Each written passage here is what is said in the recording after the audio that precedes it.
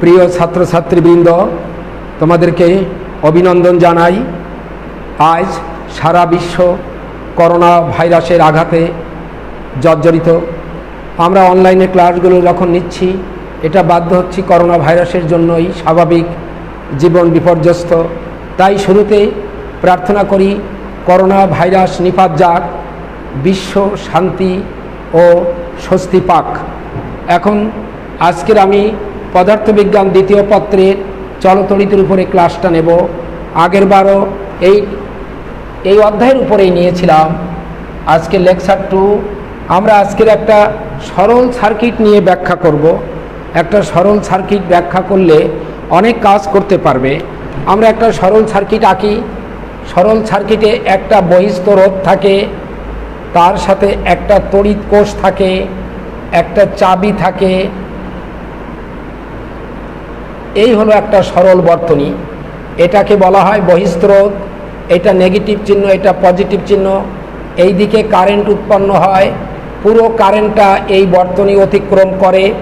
এইখানে থাকে ই, এখানে থাকে ভি প্রাইম, এখানে থাকে আর। এই যে রোধের এই জায়গায় থাকে প্রান্তীয় বিভব পার্থক্য। এইরকম একটা বর্তনী হলো, তাকে বলা হয় সরল বর্তনী, সরল সার্কিট। সেখানে কি কি আছে আমরা একটু দেখি। এখানে ই একটা গুরুত্বপূর্ণ বিষয়। ই আমি প্রতীকগুলোর অর্থ লেখার চেষ্টা করব। আর, ছোট আর, ভি, ভি প্রাইম, আর এর মধ্য দিয়ে আই কারেন্ট যাচ্ছে বলে আইটাও আমি লিখলাম। তাহলে দেখো 1 2 3 4 5 6 ছয়টা প্রতীক এই সার্কিটের সাথে জড়িত। এই প্রতীক 6টি আগে জানি। এটি তড়িৎ প্রবাহ মাত্রা, তড়িৎ প্রবাহ মাত্রা।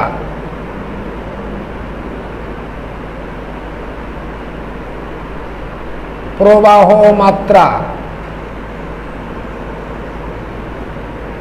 এটা হলো তড়িৎ চালক শক্তি। তড়িৎ চালক শক্তি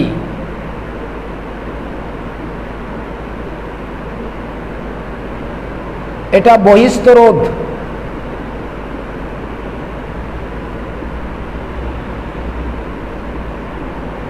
এটা হলো অভ্যন্তরীণ রোধ।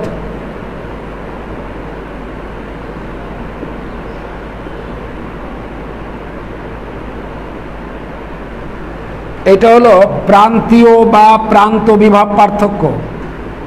প্রান্তীয় বা প্রান্ত বিভব পার্থক্য।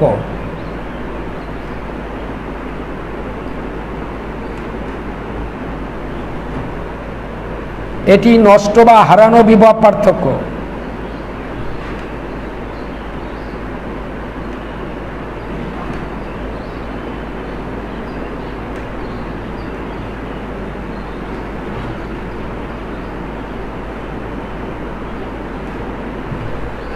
এই প্রতীকগুলো এখানে আছে। আমি আবারও বলি, আই হলো তড়িৎ প্রবাহ মাত্রা, ই তড়িৎচালক শক্তি, আর বহিস্থ রোধ, ছোট আর অভ্যন্তরীণ রোধ, ভি প্রান্তীয় বা প্রান্ত বিভব পার্থক্য, ভি প্রাইম নষ্ট বা হারানো বিভব পার্থক্য। একটা তড়িৎ কোষ, এখানে 3টা জিনিস থাকে, তার শক্তি থাকে তড়িৎচালক শক্তি, নষ্ট বা হারানো বিভব পার্থক্য, আর প্রান্তীয় বিভব পার্থক্য। কোনো বর্তনীতে কারেন্ট প্রবাহিত হলে যদিও তড়িৎ কোষ কারেন্ট উৎপন্ন করবে, কিন্তু তার ভিতরেও বিভিন্ন রাসায়নিক পদার্থের জন্য কিছুটা বাধার সৃষ্টি হয়। এই বাধাটাকে বলা হবে অভ্যন্তরীণ রোধ। এখন তড়িৎচালক শক্তিটা 2 শক্তির যোগফল, 2 বিভব পার্থক্যের যোগফল। আমরা ওহমের সূত্র থেকে জানি ভি ইকুয়াল টু আইআর। এটা এই, তাহলে এই জায়গা থেকে আমরা পাবো E equal to I common নিলে আর প্লাস আর। সুতরাং I equal to E by R plus R. এই প্রবাহ মাত্রা নির্ণয়ের বিখ্যাত সমীকরণ। প্রবাহ মাত্রা নির্ণয়ের এই সমীকরণটা আবার বলি, তড়িৎচালক শক্তি দুটো বিভব পার্থক্যের সমষ্টি। V plus V prime. ওহমের সূত্রের গাণিতিক ব্যাখ্যাটা এখানে প্রয়োগ করলাম, যেটা তোমরা আগেই জানো। আই আর এখানে মুখে আই বললেও অভ্যন্তরীণ রোধ হবে। আই কমন নিলে ব্র্যাকেটে আর প্লাস আর থাকে, সেখান থেকে এই পেলাম। আমি ওই বহুল প্রচলিত সমীকরণটা আবার লিখি এরকম, যার প্রত্যেকটা অর্থ বলা হয়ে গেছে। তড়িৎ প্রবাহ মাত্রা, ই হলো তড়িৎ চালক শক্তি, বড় আর হলো বহিস্থ রোধ, ছোট আর হলো অভ্যন্তরীণ রোধ। প্রতীকগুলো আগে শিখিয়ে নিয়েছি। এই সরল সার্কিটটা দেওয়ার অর্থ আমরা এই অধ্যায়ে অনেক সার্কিট পাব, সেটা ঠিক এরকম একটা রোধের নয়, অনেকগুলো রোধ, কোনোটা শ্রেণীতে যুক্ত থাকবে, কোনোটা সমান্তরালে যুক্ত থাকবে। সেই বর্তনীটাকে ভেঙে ভেঙে এইরকম একটা বর্তনী রূপ দিতে হবে, যে বর্তনীটাতে একটা মাত্র রোধ বিরাজ করছে, যে রোধটার দুই প্রান্ত মূলত একটা তড়িৎ কোষের একটা ব্যাটারি। আমরা বাস্তবে ব্যাটারি বলবো, কিন্তু পদার্থবিজ্ঞানের ভাষায় তড়িৎ কোষ আর ব্যাটারির পার্থক্য রয়েছে। সেই তড়িৎ কোষের নেগেটিভে একটা প্রান্ত যোগ করবো, অবশ্য একটা চাবি সেখানে থাকবে, আর একটা প্রান্ত ধনাত্মক প্রান্তের সাথে তড়িৎ কোষের যোগ করব। এইরকম একটা বর্তনী থাকলেই তার ক্ষেত্রে তড়িৎ প্রবাহ মাত্রা নির্ণয়ের সমীকরণ হবে এমন। আমরা যে কোনো বর্তনী দেওয়া থাকলে তাকে সরল করতে করতে এইরকম একটা জায়গায় নিয়ে আসব। এইরকম যখনই নিয়ে আসব তখনই আমরা এই সূত্র প্রয়োগ করে অঙ্ক করতে পারবো। যেমন আমি এখন একটা সার্কিট দেখাচ্ছি,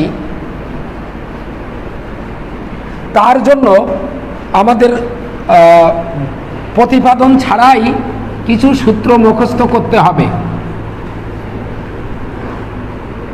যদি আমরা কতগুলো রোধকে শ্রেণীতে যোগ করি, তাহলে শ্রেণীতে যোগ করলে রোধ series R S equal to R1 plus R2 plus R3, এমনি করে plus dot dot dot dot plus RN আছে। আমি সবগুলো দেখালাম না, কতগুলোকে যদি আমরা শ্রেণীতে যোগ করি। দেখো, যদি প্যারালালে যোগ করি 1/RP equal to 1/R1 plus 1/R2 plus 1/R3, এইভাবে। অর্থাৎ কতগুলো রোধকে শ্রেণীতে যুক্ত করলে তার তুল্য রোধ, অর্থাৎ মোট রোধ হবে। এই রোধগুলোকে ক্রমাগত যোগ করা। যদি কতগুলো রোধকে আমরা সমান্তরালে যোগ করি, তাহলে তার তুল্য রোধ হবে 1/RP equal to 1/R1 plus 1/R2 plus 1/R3। এইভাবে আমরা একটু মনে রাখবো, তাহলে আমি একটা বর্তনী দিলে বুঝতে পারবো। তাহলে এখান থেকে একটা প্রশ্ন জাগে, যদি অনেকগুলো রোধ তোমার কাছে দিয়ে বলা হয় রোধগুলো বৃদ্ধি করো, একটা বৃদ্ধিপ্রাপ্ত নতুন রোধ তৈরি করো, তাহলে যে কয়টা রোধ তোমাকে দেওয়া হয়েছে ওই রোধগুলোকে যদি শ্রেণী সমবায়ে যুক্ত করো, তাহলে একটি নতুন রোধ পাওয়া যাবে, যেটা ওই রোধগুলোর প্রত্যেকটা থেকে বেশি। আর যদি বলা হয় যে তোমাকে তিনটা রোধ দিয়ে বলা হলো এই রোধগুলো থেকে একটা কম মানের রোধ তৈরি করো, তখন তুমি দেখো এইগুলোকে প্যারালাল করলে যে রোধটা পাওয়া যাবে সেটা একটা কম মানের হবে। আমরা পরীক্ষা করে দেখি, তোমাকে তিনটি তার দেওয়া হয়েছে, 2 ওহম রোধের তিনটা তার তোমাকে দেওয়া হয়েছে, বলা হলো রোধ বৃদ্ধি করো। তখন তুমি এই তিনটাকে যদি শ্রেণীতে যোগ করো, নিজে একটু খেয়াল করে দেখো, 2 ohm plus 2 ohm plus 2 ohm, তার মানে 6 ওহম হয়ে যায়।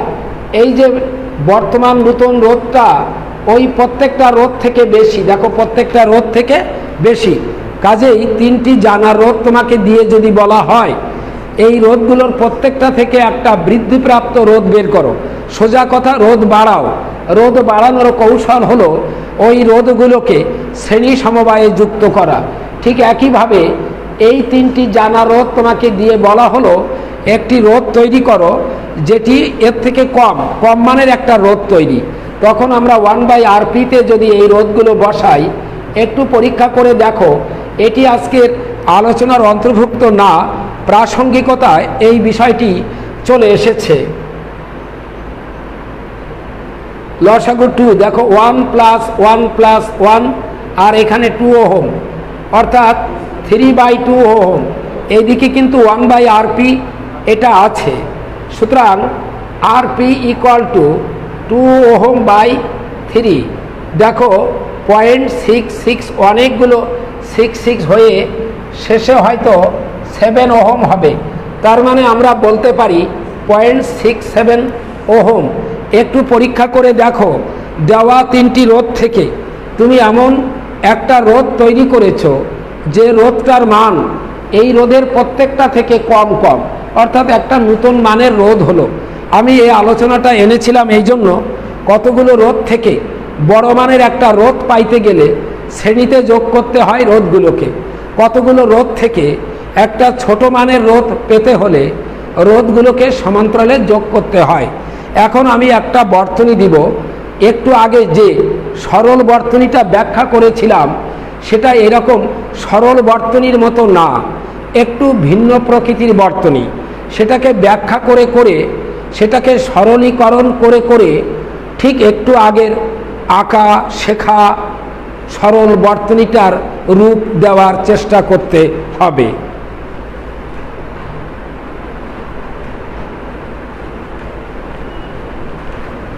দেখো আমি একটা বর্তনী আঁকি যেখানে বেশ কয়েকটি রোধ আছে, যারা ঠিক আগের বর্তনীটার মতো না, একটু ভিন্ন চরিত্রের, সেটা আগের বর্তনীটার মতো না। দেখো এই জায়গায় একটা রোধ দিলাম, এখানে একটা রোধ, এইখানে আরেকটা রোধ, এই জায়গায় আবার আরেকটা রোধ। একে এনে আমরা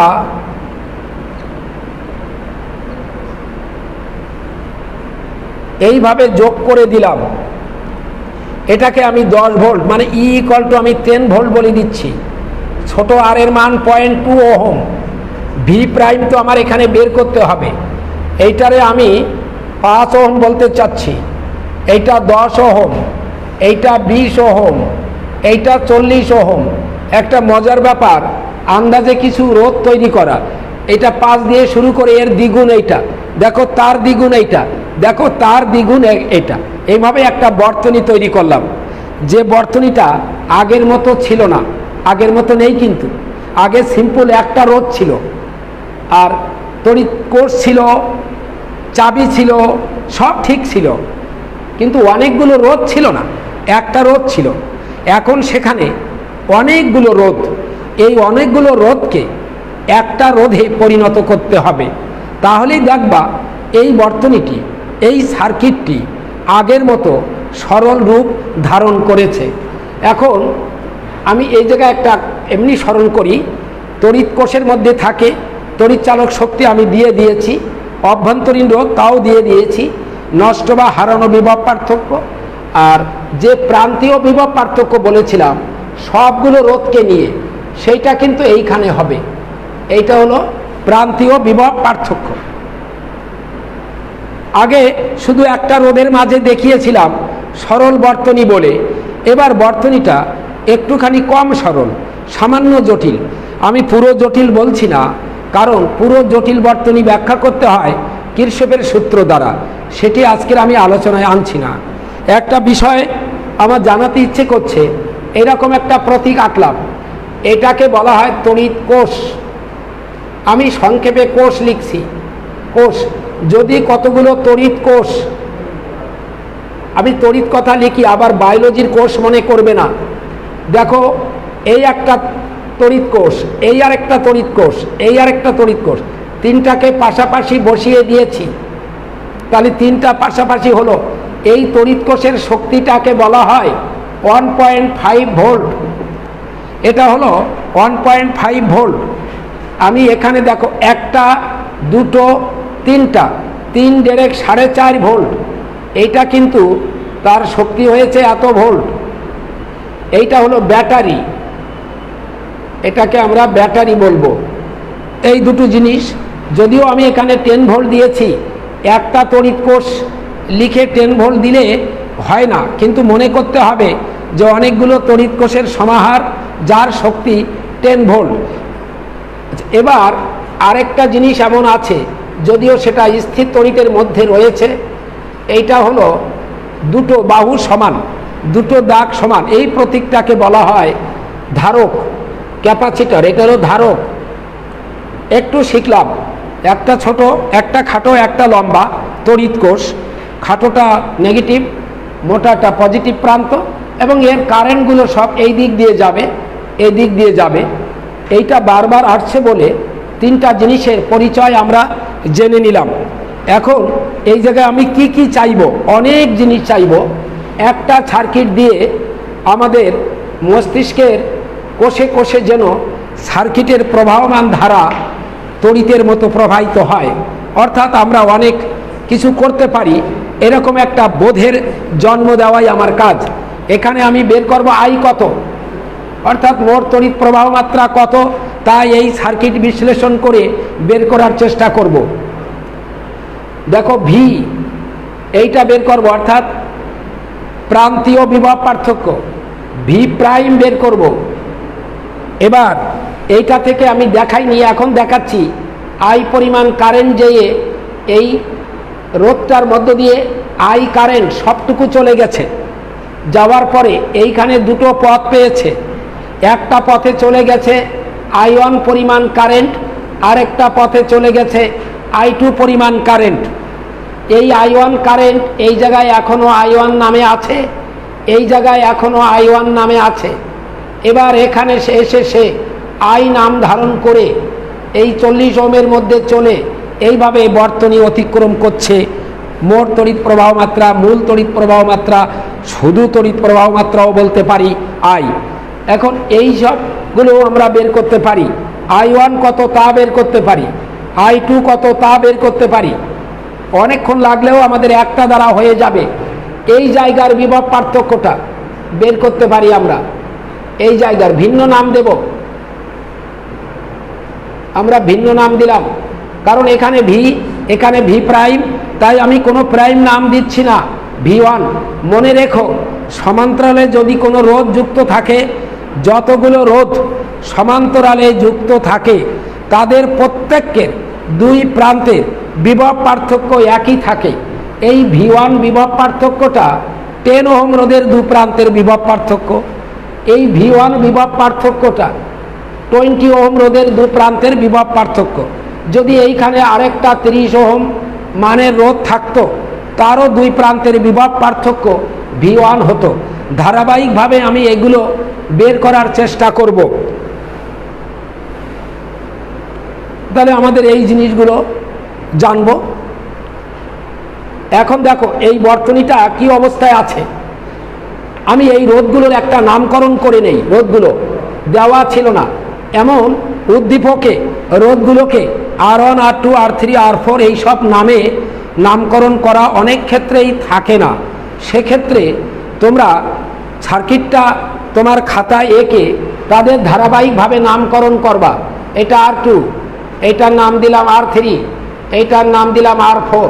তাহলে পাশে যদি আমি লিখতাম, দাঁড়াতো কি, R1 = 5 ohm, R2 = 10 ohm, R3 = 20 ohm, R4 = 40 ohm. আমি আর সেটা লিখলাম না। প্রথমত আমি কাজ করব, এই দুটোকে আগে জটিল অবস্থা 1/Rp, আমি এখানে বলবো R2 প্যারালাল R3। বাংলায় লিখলে দাঁড়াবে বর্তনীটিতে R2 এবং R3 সমান্তরাল সমবায়ে আছে।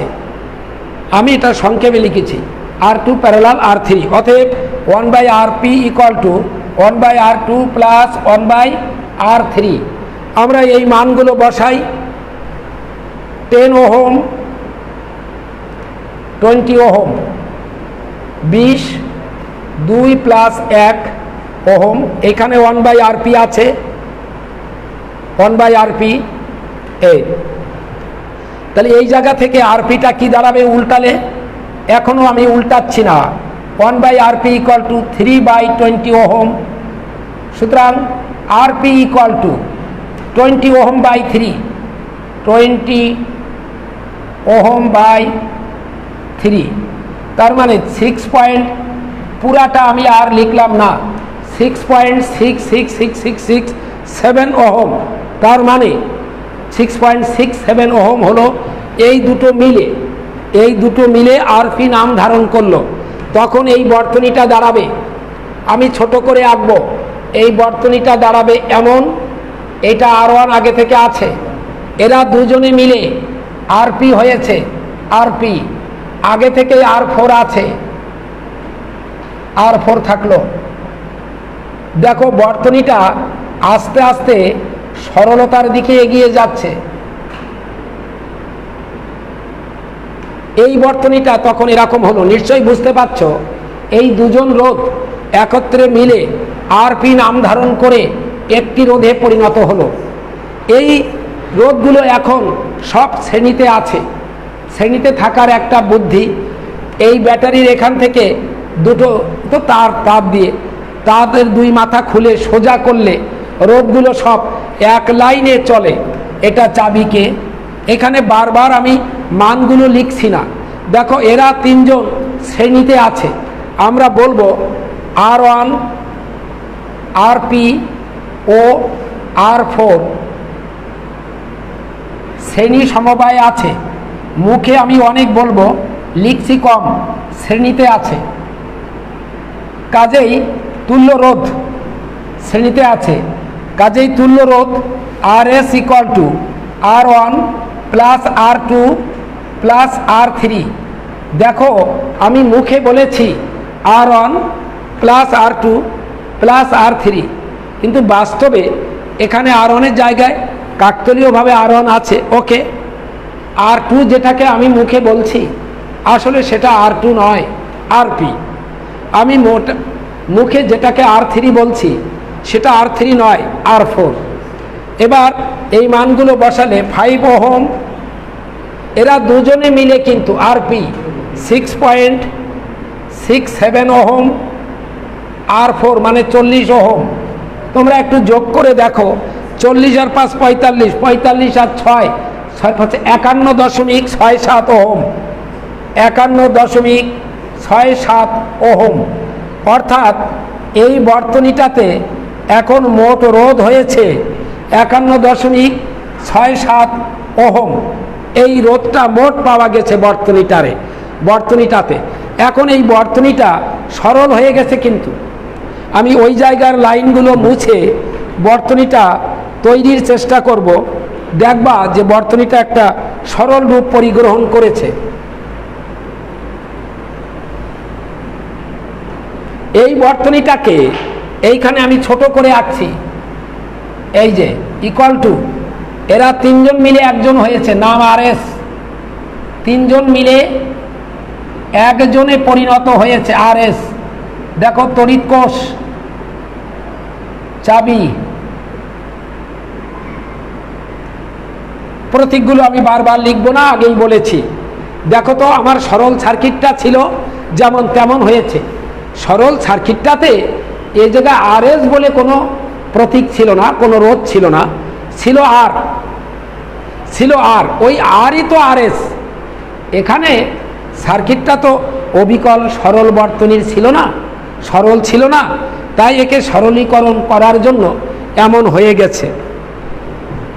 সুতরাং একটি সরল বর্তনীতে পরিণত হয়েছে। আমরা এখন খুব সহজে I বের করতে পারবো। আমরা ক্লাসের শেষ দিকে এগিয়ে এসেছি, I বের করার চেষ্টা করো। I = E/R + R। দেখো আমি কখনো RS + R লিখবো না, আমি ডান পাশে বলে দেব এখানে বহিস্থ রোধ R মানে RS মানে 51.67 ওহম। আর প্রতীকগুলো এখান থেকে লিখবো, আর লিখবো না। এই হলো 10 ভোল্ট, বড় R মানে RS 51.67 ওহম প্লাস 0.2 ওহম। অভ্যন্তরীণ রোধটা আমি দিয়েছিলাম 0.2 ওহম।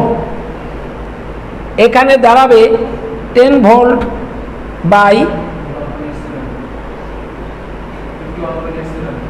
51.87, এইটা ওহম। ভোল্ট বাই ওহম মানে অ্যাম্পিয়ার। ভাগটা করলে আমরা বুঝতে পারবো কত হবে, একটু পরেই আমি বলার চেষ্টা করছি। তোমরা যারা বসে ক্লাস করছো তারা ভাগটা নিজেরাই করে ফেলো।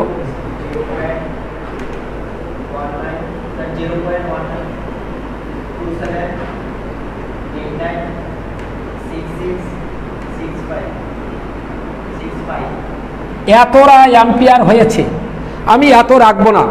দেখো তৃতীয় অঙ্কটা 5 বা 5-এর বেশি হয়নি, তাহলে এই বর্তনীতে কারেন্ট হয়েছে 0.19 অ্যাম্পিয়ার। এত বড় একটা বর্তনী কিন্তু কত কম কারেন্ট গেল দেখেছো? মাত্র 0.19 অ্যাম্পিয়ার কারেন্ট এই বর্তনীটাতে প্রবাহিত হলো।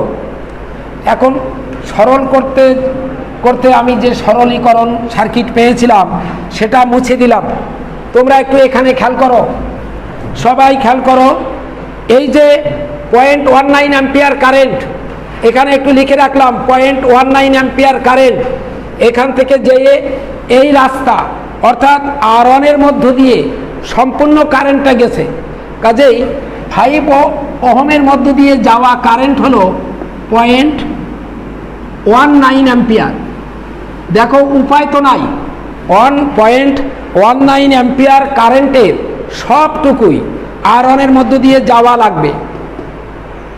এখন এই জায়গায় যেতে গেলে ওহমের সূত্রের দিকে চিন্তা করলে আমরা বিভব পার্থক্য বের করে কাজটা করব।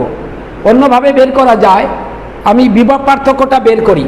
এই যে 10 ওহম ও 20 ওহমের দু প্রান্তের বিভব পার্থক্য, দু প্রান্তের বিভব পার্থক্য বের করার চেষ্টা করি। দেখো নাম দিয়েছি V1 IR, এখানে আর মানে আমি বলবো RP, তার অর্থ ছিল 6.67 ওহম। তাহলে আই তো আমরা বের করেছি 0.19 অ্যাম্পিয়ার ইন্টু 6.67 ওহম। এইটা গুণ করলে যা হবে অ্যাম্পিয়ার ইন্টু ওহম মানে ভোল্ট, অ্যাম্পিয়ার ইন্টু ওহম মানে ভোল্ট। কত ভোল্ট আসে একটু গুণ করার চেষ্টা করো।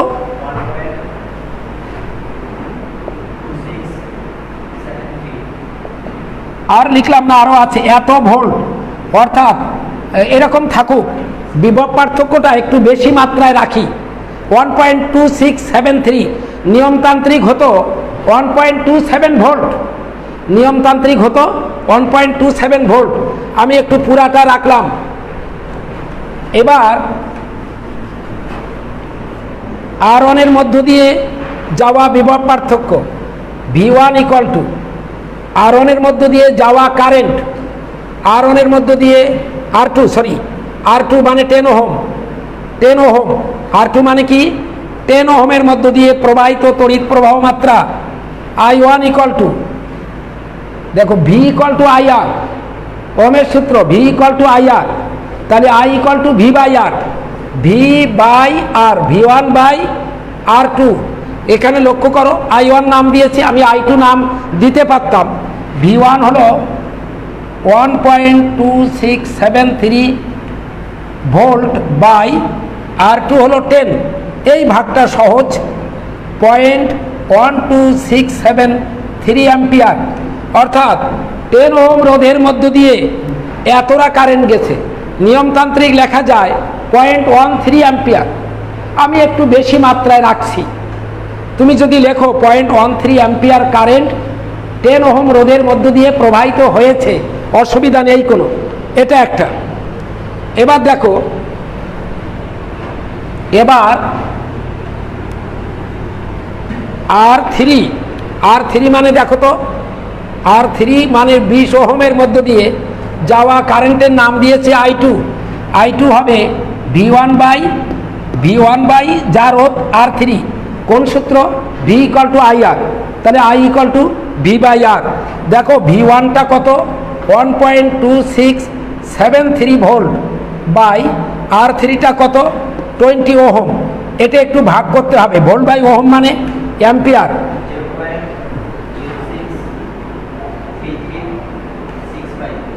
আচ্ছা একটু বেশি মাত্রায় রেখে দিলাম। এবার দেখো এই যে দুটো রোধ তারা মিলে কিন্তু আবার আইতে পরিণত হয়েছে, দুটো রোধ মিলে আবার আইতে পরিণত হয়েছে। তোমরা এই দুটো রোধ যোগ করে দেখো যদি 0.19 হয় তাহলে তুমি বুঝতে পারবা যে তোমার হয়েছে।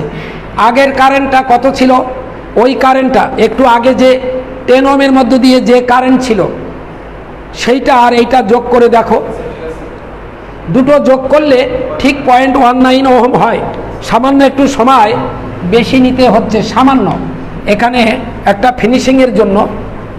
এবার দেখো, তাহলে এই জায়গায় যাই আমি বিভব পার্থক্যটা জানতে চাই। এখানে যদি জানতে চাই, এটাও পাওয়া যেত, কিন্তু ধরো এই বিভব পার্থক্য V4, এটা জানা যেত। V4 = IR, I মানে কত, 0.19 অ্যাম্পিয়ার, আর মানে কিন্তু এই আর মানে কিন্তু এখানে তুমি সাইড লোড দিতে পারো, আর মানে R4 40 ওহম।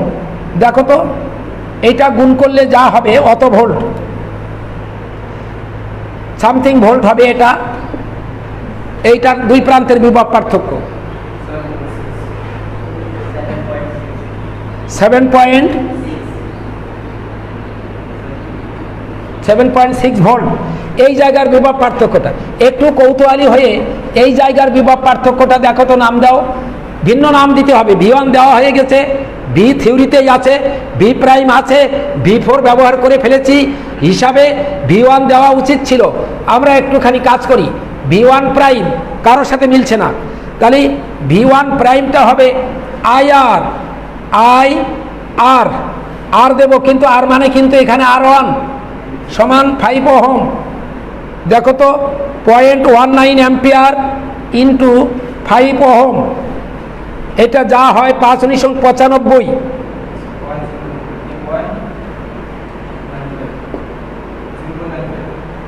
0.95 ভোল্ট। এবার একটা মজার ব্যাপার দেখো, এইটা যোগ, এই জায়গায় V1 বেরিয়েছিল 1.2673, V1 1.2673 ভোল্ট। আর এখন আমি V1 প্রাইম 0.95 ভোল্ট। দেখো V4 বেরিয়েছিল 7.6 ভোল্ট। এই তিনটি মানেই হলো V। এখানে V মানে হলো প্রান্তীয় বিভব পার্থক্য, অর্থ হলো V1 plus V1 prime plus V4 করে দেখো একটা বিভব পার্থক্য পাওয়া যাবে, 10 ভোল্টের কাছাকাছি চলে আসবে। একটুখানি যোগ করে দেখতে হবে।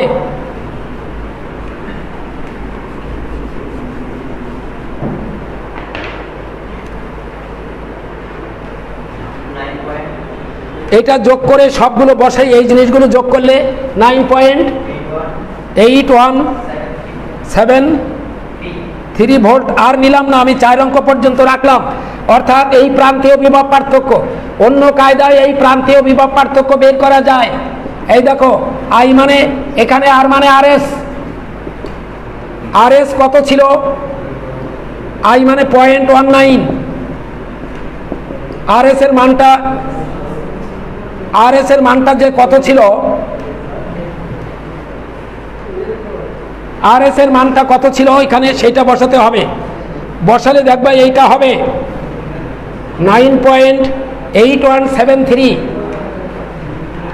RS এর মানটা কত ছিল, সবগুলো 51.67 ছিল।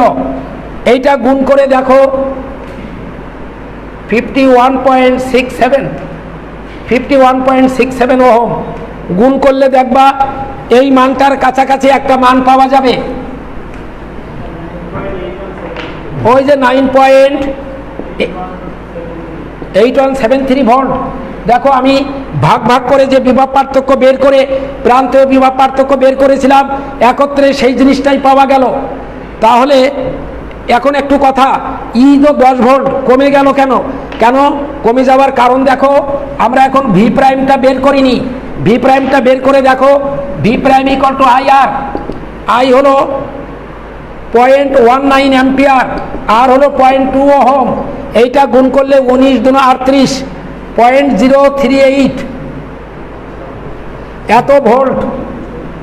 এবার এই ভিটা আর এই V প্রাইমটা যোগ করে দেখো, কারণ আমরা